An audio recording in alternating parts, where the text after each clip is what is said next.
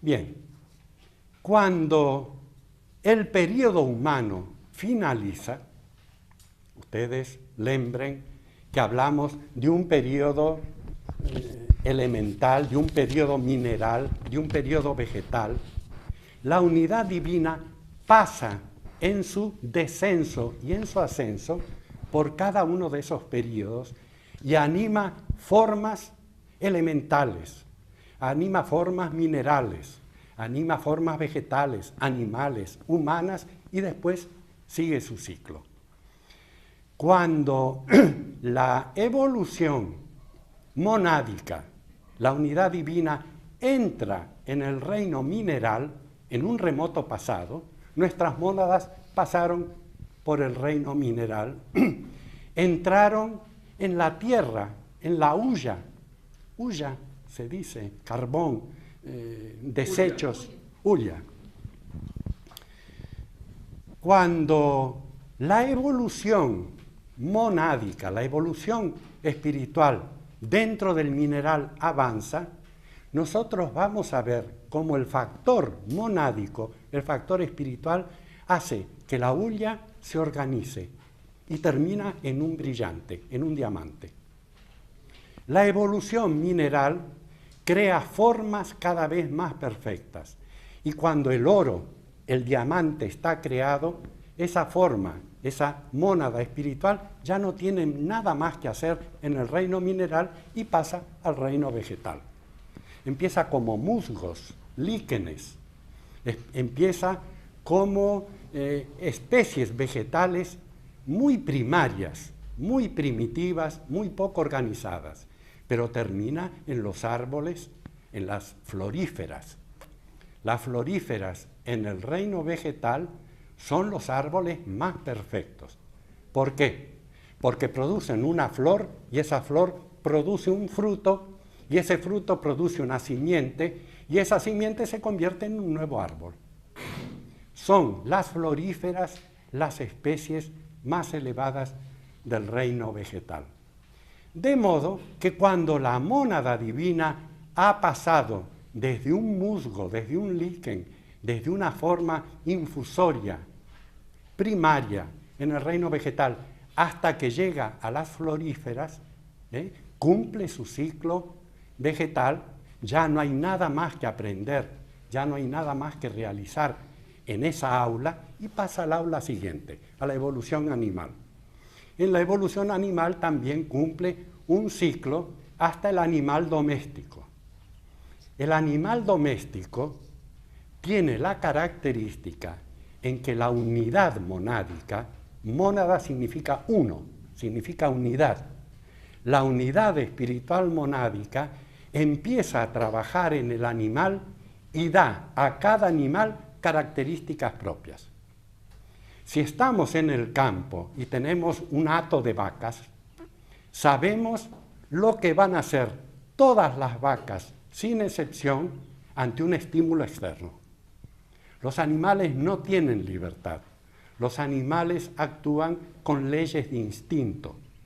Entonces, en el reino animal, los animales pueden estudiarse en su comportamiento como grupo porque todos hacen exactamente lo mismo.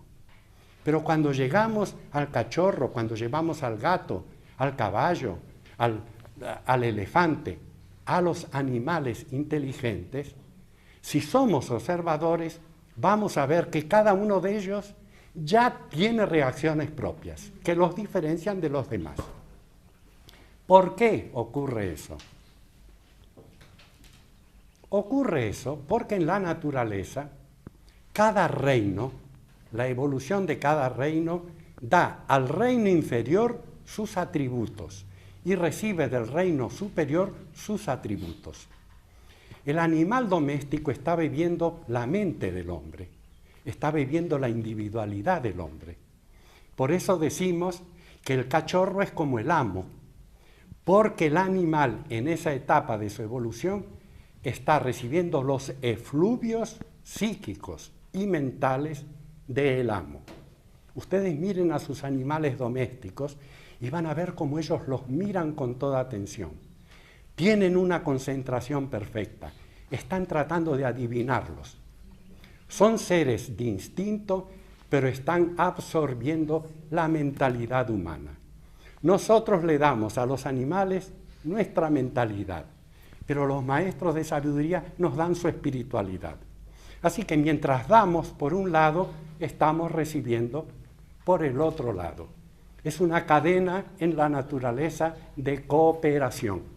En la naturaleza todo coopera y mientras estamos dando, estamos recibiendo de los seres superiores. Cuando la evolución humana finaliza, tenemos al humano perfecto y lo llamamos en los libros de teosofía adeptos. La palabra adepto tiene su historia junto con la historia de la sociedad teosófica. Al principio, la señora Blavatsky designaba como adeptos a todo individuo que estuviera involucrado con las ciencias ocultas. Y había adeptos de distintos grados. Había inclusive adeptos que eran aficionados al hermetismo, a la cábala, al neopitagorismo, etc. Pero se fue depurando la palabra adepto y la misma señora Blavatsky habló de grandes adeptos. Quien organizó un poco más esta designación fue la señora Añebesan. A partir de ella, la palabra adepto fue utilizada solamente para los individuos que culminaron su evolución humana, que salieron del aula de la humanidad, que pasaron a otro estado de conciencia, a otro lugar en su evolución. De manera que ahora usamos la palabra adepto para un individuo que perfeccionó su capacidad humana. Esto nos hace ver a los estudiantes, y quiero que sobre el particular me presten atención, eso nos hace ver a los estudiantes de teosofía que los maestros que están enseñando a sus discípulos en el sendero de ocultismo no son más seres humanos, han trascendido la evolución humana. Ellos son jerarquías de carácter cósmico. Y decimos que son seres humanos porque utilizan un cuerpo físico. Entonces decimos que el Mahatma Kutumi tiene turbante y que el Mahatma Moria tiene una barba y que el Mahatma para los asuntos europeos no tiene barba y se afeita, se rasura todos los días, etc. Pero eso es respecto a la forma que ellos utilizan. Pero como seres cósmicos, ellos han sobrepasado la etapa humana. ¿Por qué son maestros? Porque no tienen nada que aprender y por eso ellos tienen todo para enseñarnos a nosotros. Entre los maestros, el maestro de la escuela pública, el maestro de la universidad, hay grados de maestría, pero en todo caso, el maestro de la vida pública, de la vida social, está enseñando algo que él mismo aprendió y transmite a los discípulos. Pero no significa que un maestro de escuela sea superior al discípulo a quien está enseñando.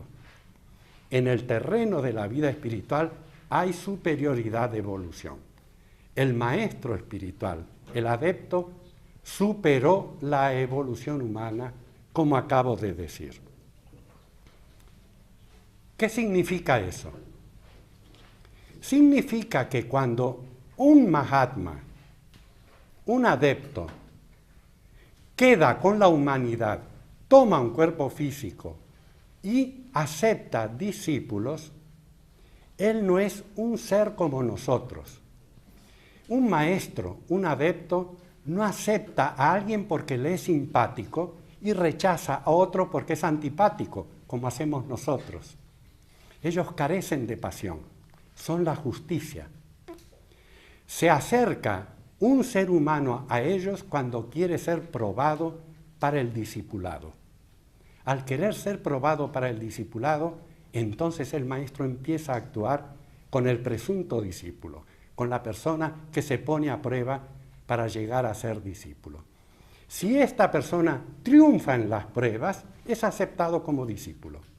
Si fracasa en las pruebas, y en las cartas de los Mahatmas vamos a leer sobre muchos fracasos, si fracasan en las pruebas, los maestros desaparecen, ya no se ven más.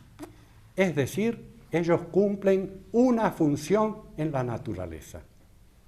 No los podemos equiparar a nosotros. No se les puede ganar con ruegos, con rogativas, con simpatías especiales. Ellos tienen la sabiduría, saben cuándo tienen que actuar y saben cuándo no tienen que actuar o cuándo tienen que dejar de actuar con el individuo. Cuando ustedes profundicen las lecturas, la lectura del libro de las cartas de los maestros, tengan presentes que Sinet son ustedes, pero que los maestros son alguien. Es alguien el maestro, cuya naturaleza espiritual no estamos en condiciones de conocer. Estamos en condiciones de conocer si el Mahatma Kutumi tenía 2 metros y 10 centímetros de alto y era muy hermoso y cosas por el estilo. Pero lo que ellos son en esencia, eso no puede ser conocido sino por otro adepto. Recuerden que en realidad no podemos conocer nada que antes no esté establecido en nosotros. Una persona que no tiene a Beethoven dentro, escucha los cuartetos Razumovsky de Beethoven y no entienden ni les gusta. Se aburren con esa música. Es decir, tiene que haber Beethoven dentro para contestar al Beethoven de afuera. Y tiene que haber algo de maestría dentro para responder a la verdadera naturaleza de un maestro. Me ha parecido que estas condiciones, estas reflexiones pueden ser útiles a ustedes como estudiantes de teosofía y las he expresado en el sentido de compartir con ustedes mi propio trabajo de meditación y de reflexión interior sobre el discipulado, sobre la figura del señor Sinet y sobre los Mahatmas. Cuando finalizó la primera parte de esta reunión, después de haber hablado del rol de los maestros, rol que no significa que ellos se mezclen con la humanidad, sino que prueben aspirantes para el discipulado, alguien se me acercó y me dijo si no era una actitud egoísta de los maestros, puesto que ellos tienen esa suma de sabiduría, sería excelente que se mezclasen con todos nosotros y nos diesen su sabiduría. Ese reclamo aparentemente tiene razón, pero tiene una razón más bien aparente. Los lectores del Bhagavad Gita deben lembrar que Aryuna, cuando decide no pelear contra sus parientes, en Kurukshetra, en el campo de batalla, argumenta o presenta una serie de argumentos que desde un punto de vista profano serían atendibles. Pero Krishna le dice, tus argumentos sirven, pero no para esta ocasión. Son falsos. Yo recuerdo a Ulises, que no está esta mañana acá, que me enseñó mucho sobre la diplomacia brasileña, en una oportunidad en que había algo en debate, y una de las personas presentaba un punto de vista que no era sostenible, verdaderamente no era sostenible, ¿no? Entonces me dijo que en la diplomacia de Brasil se dice, hay 3 pasos, como en un silogismo, pero solamente que hay 3 pasos para decirle a alguien lo que se le quiere decir. Y el primer paso es, você tem razão. Y el segundo es, mas tem pouca. Y el tercero es, y a pouca que tem no sirve para nada.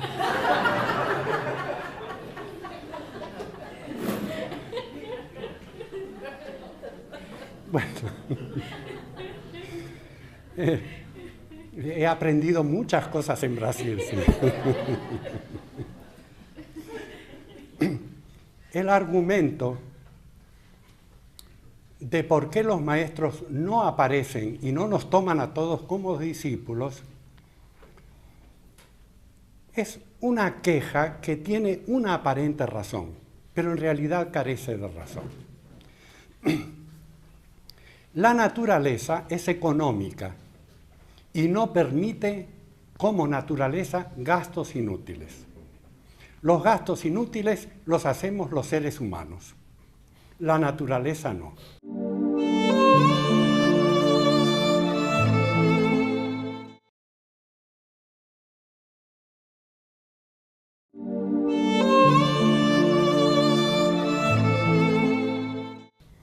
De manera que en la evolución hay grados, cada uno se encuentra en un grado. Y voy a tomar un ejemplo que me es muy familiar, porque lo he investigado desde que era joven. Una persona en Brasil, vamos a suponer uno de los grandes pianistas internacionales brasileños, que se llama Nelson Freire. Lo he escuchado en conciertos muchas veces. Él demuestra de crianza facilidad para el piano, para el teclado. Entonces, un familiar le da las primeras lecciones más sencillas. Pero como persevera y demuestra que tiene una capacidad natural, se busca un profesor para que le enseñe teoría, solfeo y las primeras lecciones, que ustedes saben son el Czerny, el Diabelli, para que los dedos empiecen a ponerse prácticos y a leer el pentagrama, la partitura. Cuando este pianista, debido a su genio, al genio que ya tenía, que se estaba desenvolviendo, aprende todo lo que el profesor de su urbanización le enseñó, entonces ese profesor no tiene nada más ya que enseñarle, va al Conservatorio Nacional, consigue un puesto en el Conservatorio Nacional, donde están los mejores profesores de música y de piano en Brasil, y él hace un curso con esos profesores. Pero como su desarrollo interno es superior a esos profesores, consigue una beca y se va, o a la Santa Cecilia de Roma, o se va al Conservatorio de París o al Conservatorio de Praga. Y en el Conservatorio de Praga o de Italia, por ejemplo, da lecciones Michelangelo Antonioni, que fue un pianista realmente muy extraordinario. Entonces, Nelson Freire va, pero no va a aprender teoría y solfeo con ese profesor. Lo que le enseña Michelangelo son los últimos toques pianistas, los últimos secretos de la ejecución pianística. Michelangelo no enseña en una urbanización, en un conservatorio de barrio, no enseña teoría y solfeo.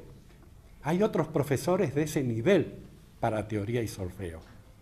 Michelangelo Antonioni o Marguerite Long en París. Cada año van 300 pianistas que ya no tienen nada que aprender en su país, que ya superaron todo lo que en su nación pueden aprender. Van 300, Marguerite Long tenía 300 postulantes. Ella se tomaba el trabajo durante una semana de escuchar a 300 personas, mujeres y hombres, y elegía 10 y rechazaba a 290. No pasaban la prueba, y a esos 10 les daba su secreto. Es decir, hay un maestro para cada nivel. Al nivel más sencillo es la religión. A nivel más sencillo son los mandamientos de las religiones, que atemperan la animalidad y le dicen al individuo no lo que tienen que hacer, sino lo que no tienen que hacer. No matarás, no mentirás, no. Ponen frenos, ponen trabas. ¿Por qué? Porque en esa edad infantil el alma desborda su instinto, su animalidad, y necesita tener molde, necesita tener contención. Pero el maestro de ese nivel no es el maestro del nivel superior. La naturaleza tiene para cada nivel su jerarquía. Y esa jerarquía no pierde su tiempo acá abajo. Hay que ir a ella. Por eso el final del párrafo dice: ustedes renuncien a todos y vengan del mundo de ustedes al nuestro. Hay una economía de la naturaleza y no hay egoísmos de los maestros espirituales. Ellos utilizan su tiempo para aquellas personas bien preparadas que pueden recibir la enseñanza. ¿Para qué van a estar enseñando a miles que no están en condiciones de recibir la enseñanza? Esto nos puede parecer ingrato a los seres humanos, sin embargo es lo justo, porque la última ley de la naturaleza, como decía Pitágoras, es la justicia. Y ahora vamos a pasar a nuestro asunto.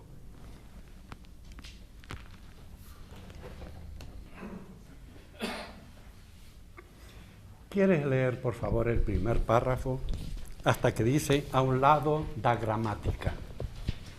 Desde já que estamos, vocês pueden tener.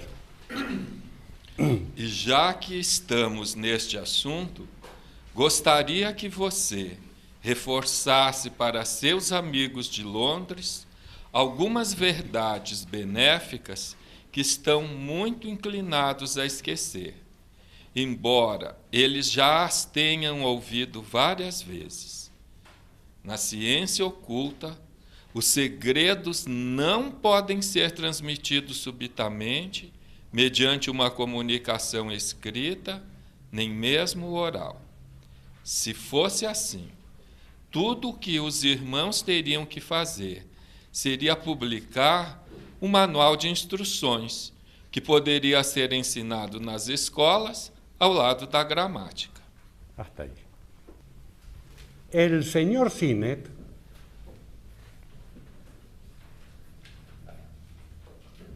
como dije, era un intelectual de primera línea, vivía en la India y era director del jornal, periódico, más influyente políticamente de la India, el Pioneer, el pionero.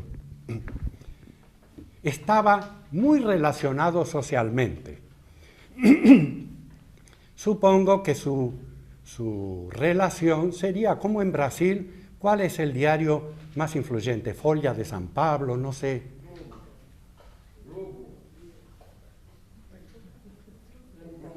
O Globo. Bueno, eu lembro alguns diarios, jornais. El director de O Globo, el jornal, está muy relacionado socialmente. Es decir, que cuando el presidente de la República hace una reunión, él es invitado.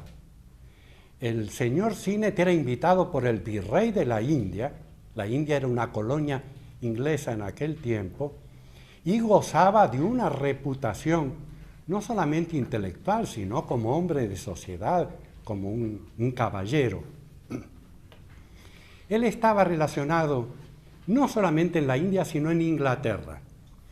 Y en esos momentos, la sociedad teosófica, y sobre todo la figura de Helena Blavatsky, hicieron mucho ruido en el mundo. Sobre Blavatsky publicaron muchos jornales y publicaciones de todas partes del mundo, porque como Blavatsky acostumbraba a realizar fenómenos psíquicos, hacía una demostración de poderes psíquicos, algunos aceptaban su capacidad de realizar fenómenos de carácter psíquico, pero otros la consideraban una charlatana, una embaucadora, una mujer que engañaba a su núcleo de seguidores, a quienes se les consideraba mentecatos. No sé si la palabra mentecatos existe, ¿no? Infelizmente existe. E infelizmente existen los mentecatos también. Bueno, empecemos por la fraternidad universal.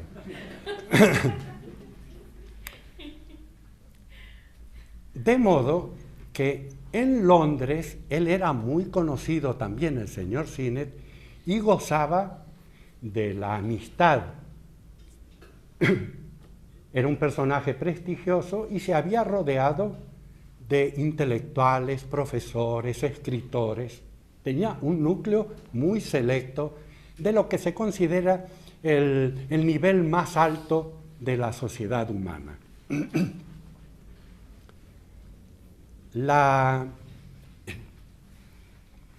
Dicho sea de paso, en la lectura de las cartas y en las notas al pie de página, ustedes van a poder leer en la edición brasilera algunas anécdotas y cuestiones relacionadas con este asunto que los van a ilustrar mucho.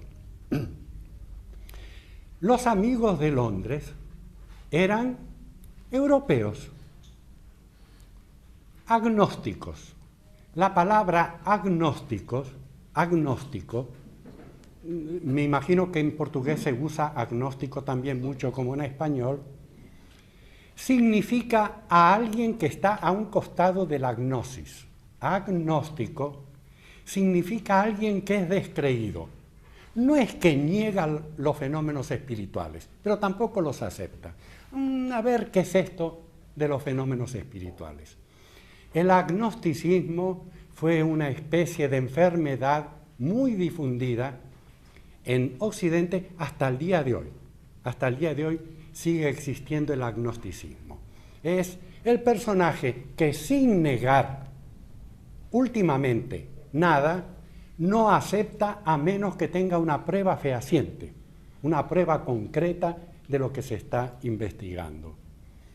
Ellos no solamente querían fenómenos, les voy a decir que Elena Blavatsky era molestada continuamente.